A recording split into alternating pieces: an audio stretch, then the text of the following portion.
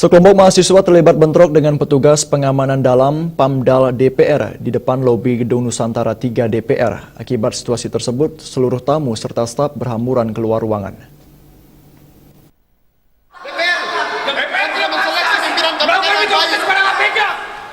Bentrok ini terjadi di saat 5 orang mahasiswa yang tergabung dalam Gerakan Mahasiswa Hukum Jakarta menerobos masuk lobi Nusantara 3 sekitar pukul 12 Selasa siang.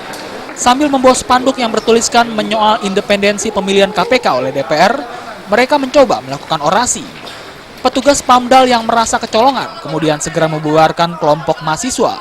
4 mahasiswa yang diketahui bernama Lintar Akbar, Afian Akbar, Muhammad Farhan, Daud Wilson, Gigi Hermosi, kemudian diamankan oleh petugas ke ruang sekretariat PAMDAL. Independensi pimpinan KPK. Pasal 32 ayat 2 Undang-Undang KPK harus dicabut sama DPR. Karena itu adalah potensi untuk melemahkan pimpinan KPK. Menurut Koordinator Gerakan Mahasiswa Hukum Jakarta, Lintar Fauzi, kedatangan pihaknya ke gedung DPR semata-mata untuk menyuarakan dukungan kepada Komisi Pemberantasan Korupsi yang dinilai telah dikerdilkan oleh pihak-pihak tertentu.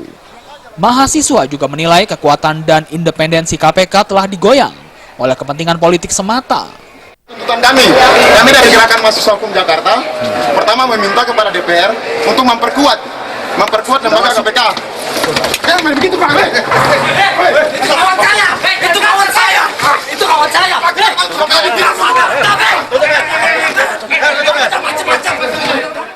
Aksi demonstrasi tak biasa yang dilakukan oleh sekelompok mahasiswa di dalam gedung DPR sempat membuat heboh awak media, serta tamu yang kebetulan tengah berada di dalam.